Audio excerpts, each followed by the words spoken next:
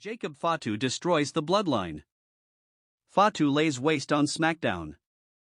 Bloodline chaos erupts. Fatu turns on the Bloodline. Smackdown ends in destruction. Don't forget to hit that like button and turn on the notification bell and subscribe for more amazing and mind-blowing updates. Let's dive into what unfolded as one of the most chaotic events. What happens when the most dangerous man in the Bloodline stops waiting for permission and starts taking everything by force? And what do you even do when the monster you thought you had under control suddenly decides he doesn't need you anymore? Because that's exactly the kind of energy Smackdown opened with, and I'm telling you right now, this wasn't just another chaotic segment, this felt like the moment everything quietly holding this group together finally snapped. So the show kicks off and there's already this strange tension in the air, like when you walk into a room and two people were clearly arguing before you got there but now they're pretending everything is fine. Yeah, that kind of awkward silence, except this is wrestling, so instead of awkward small talk, you're just waiting for someone to get launched across the ring. And then Jacob Fatu shows up, and immediately the vibe changes. No flashy entrance, no dramatic pause to soak in cheers, no speech to explain his intentions, nothing like that.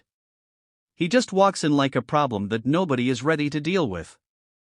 And across from him, you've got the Usos, Solo Sikoa, and Talla Tonga, which on paper sounds like a situation where Fatu should at least hesitate, right? That's numbers, that's family, that's history, but if you've been paying attention lately, you already know this isn't the same Bloodline dynamic anymore. This isn't unity, this is tension stacked on top of tension, with egos clashing and roles becoming unclear by the week. It's like everybody's waiting for someone else to make the first move, and nobody wants to be the one who looks weak. So for a few seconds, nothing happens. And I mean nothing. They're just staring at each other, and honestly, that might have been the most uncomfortable part of the whole segment because you knew it wasn't going to stay like that. It never does. And then, without warning, Jacob Fatu just snaps. No signal, no build-up, just pure instinct kicking in like a switch flipped in his head. He charges forward, and when I say he moves fast, I mean scary fast. One of the Usos gets dropped almost immediately, like you barely have time to process it before he's already down. The other tries to react, tries to step in and slow things down, but Fatu is already 2 steps ahead, throwing strikes that don't just look painful, they look personal. You know the difference, right? There's a kind of hit where it's just part of the match, and then there's the kind where it feels like the person throwing it has been waiting to do that for a long time. This was definitely the second kind. Now Solo Sikoa steps in, and for a second, you think maybe this is where things stabilize, because Solo has always been that enforcer figure, the guy who brings order when everything else falls apart. But here's the thing, that version of Solo didn't show up tonight, or maybe it did, but it just wasn't enough. Because Jacob Fatu doesn't back down, not even a little. He meets Solo head-on, and what follows isn't a back-and-forth fight, it's more like watching someone systematically take control of a situation that was supposed to overwhelm him. Every move Fatu makes just feels heavier, more deliberate. He's not rushing, he's not panicking, he's not even reacting, he's dictating everything.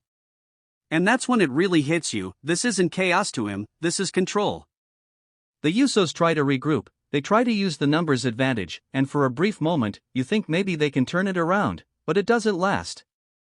Fatu breaks through it like it's nothing, like the idea of being outnumbered doesn't even register in his mind. And then Talla Tonga steps in, trying to shift the balance, trying to add more force to stop what's happening, but by this point, it almost feels too late. Jacob Fatu is already in that zone, you know, the one where everything slows down for him and speeds up for everyone else. And once he's there, it's over. It doesn't matter who steps in, it doesn't matter how many people try to stop him, he's already decided how this is going to end. There's a moment during all of this where the crowd changes, and you can feel it even through the screen. At first, it's excitement, people reacting to the action, cheering, shouting, the usual energy. But then it shifts into something else, something quieter, something more intense. It becomes that kind of silence where people aren't bored, they're focused. They're watching closely because what they're seeing doesn't feel routine anymore. It feels important. And that's really the key here, this didn't feel like just another dominant performance. This felt like a statement, but not the kind where someone grabs a microphone and tells you what they're about. No, this was the kind of statement that doesn't need words because the message is already clear. Jacob Fatu is done playing his role. He's done fitting into whatever structure this group used to have. He's not asking where he belongs anymore, he's deciding it. One by one, bodies are down. The Usos are laid out, Solo Sikoa can't regain control, Talla Tonga can't shift the momentum, and suddenly the ring doesn't look like a battleground anymore, it looks like the aftermath. And in the middle of it all is Jacob Fatu, standing there, breathing heavy, not celebrating, not shouting, not even looking around for approval. That part right there might be the most telling detail of the entire segment. Because most guys, after doing something like that, they pose, they react, they acknowledge the moment. Fatu doesn't. He just stands there like this is exactly what was supposed to happen. Like this wasn't surprising to him at all. And honestly, that's what makes it scary. It's not just that he won, it's how comfortable he looked doing it. Like he's been holding this back and finally let it out. So now you have to start asking questions. Not just about what happened, but about what it means going forward.